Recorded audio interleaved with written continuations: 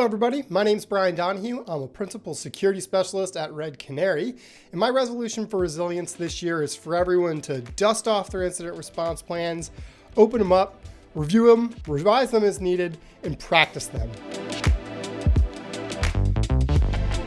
The reason that I decided to talk about this is because of something that happened in my home state. So I live in Virginia. We had a snowstorm come across the state, I think the first or second weekend here in January.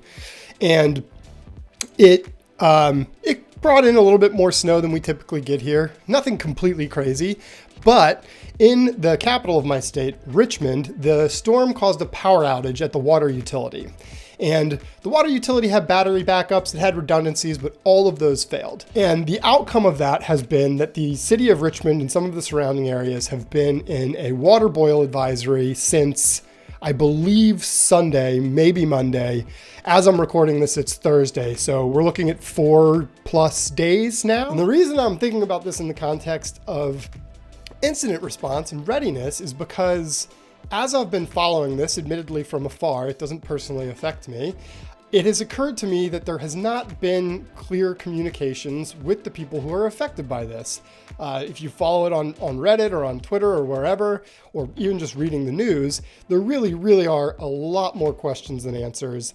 No one's ever really gotten a clear picture of who exactly is affected by this. There have been some people who have had water pressure the whole time. And look, I get it. Technical problems can be very difficult to fix, but it's super important in these instances, and maybe the most important thing when it comes to incident response, to be continually communicating with your stakeholders, whoever they are, about where you are, what your status is, and when you're likely going to have services back online. Now, this applies to anybody who works, in an operational capacity. It definitely applies to us who work in security. So of course, I feel like the first place to start is to review your incident response plan, at least from a conceptual level, to make sure that everything in there still kind of makes sense.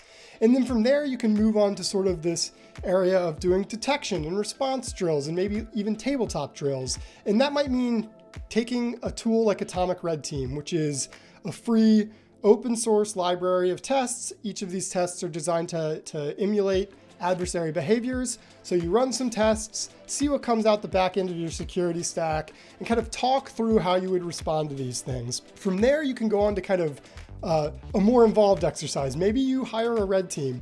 Maybe you hire a pen testing firm.